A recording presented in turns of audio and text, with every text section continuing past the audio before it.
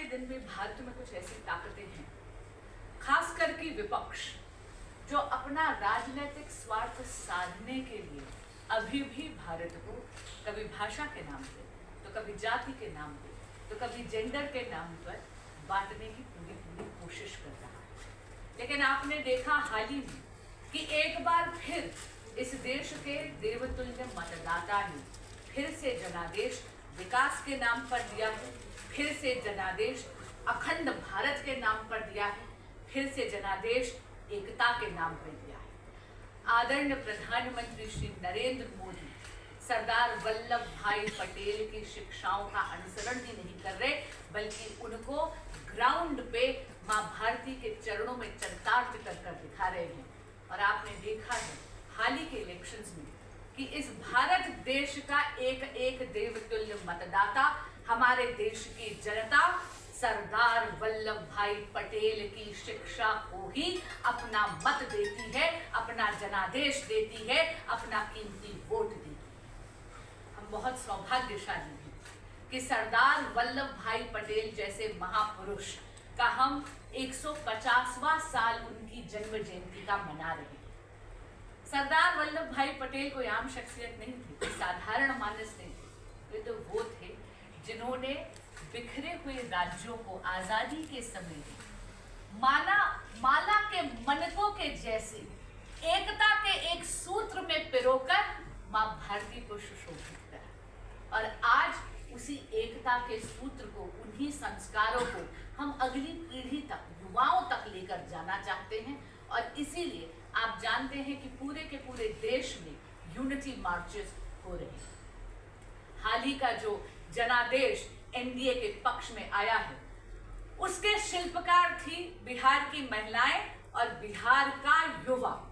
खास करके आपने देखा होगा विपक्ष जेनजी की बहुत दुहाई देती थी। आपके माध्यम से मैं कहना चाहूंगी कि जेनजी ने दिखा दिया कि वो भी एक भारत श्रेष्ठ भारत ही चाहता है। और इसीलिए इसी बात को सेलिब्रेट करने के लिए नई दिल्ली संसदीय क्षेत्र में भी एक नहीं बल्कि दो पदयात्राएं यानी unity marches to celebrate the spirit of Sardar Vallabhbhai Patel होने जा रही है। पहली मार्च हमारी निकल रही है कल यानी शुक्रवार को 21 नवंबर 2025 को सुबह 10 बजे से। मैं आपको थोड़ा सा रूट के बारे में बताना चाहूंगी और इसके लिए मैं बहुत बधाई देती हूँ दिल्ली सरकार को, बड़ी बहन श्रीमती रेखा गुप्ता जी को जो हमारी माननीय मुख्यमंत्री हैं, और हमारे डीएम साहब को भी, जिन्होंने ये सुनिश्चित कर दिया है कि कल का जो रूट है वो बहुत ही हिस्टोरिकल रूट है। आप भी जानते हैं कि दिल्ली एजुकेशन का हब माना जाता है। तो देखिए हम लोग सबसे पहले तो शुरू करेंगे लेडी श्रीराम कॉलेज के गेट नंबर 2 पे। जब भी आप महिला सशक्तिकरण की बात करते हैं, जब भी आप फॉर्मिडेबल महिलाओं की बात करते हैं, तो आपको सबसे पहले याद आता है एलएसआर कॉलेज।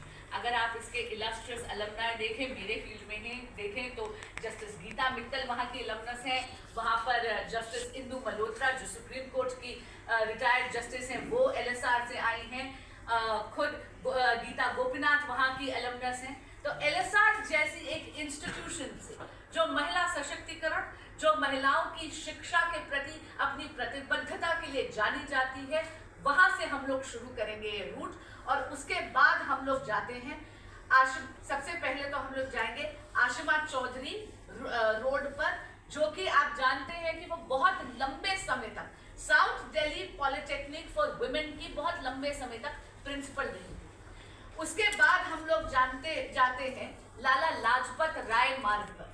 लाला लाजपत राय आप जानते हैं कि वो तो स्वयं पंजाब केसरी की उपाधि से देश का बच्चा बच्चा उनको नवाजता है, क्योंकि आप जानते हैं कि वो हैं जिन्होंने अपनी प्राणों की आहुति दे दी मां भारती को आजादी दिलाने के लिए। यही नहीं, आप जब हम यूनिटी की बात करते हैं, क्योंकि ये यूनिटी मार्च है, तो हम विचारधारा और पॉलिटिकल आइडियोलॉजी के डिफरेंसेस को छोड़कर आप देखेंगे कि हम गुरमुख निहाल सिंह मार्ग पर भी जा रहे हैं, जो आप जानते हैं कि दिल्ली के दूसरे मुख्यमंत्री भी थे और राजस्थान के पहले गवर्नर भी थे। पूरा का पूरा मार्च हम लाकर समाप्त करेंगे फ्रैंक एंथनी स्कूल पर, एक ऐसी शख्सियत जो 20 वर्ष से ज्यादा राज्यसभा के मेंबर रहे, जिन्होंने भारत के विभाजन का यानी पार्टीशन का पुरजोर मुखालफत करी। ये एक मुहिम है जहां पर हम कोशिश कर रहे हैं कि दिल्ली का युवा हमारे साथ आए।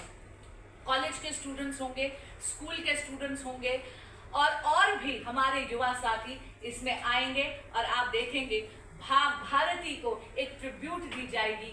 तिरंगे के नीचे हम लोग मार्च करेंगे और सरदार वल्लभ भाई पटेल को एक ट्रिब्यूट देंगे। उसी तरह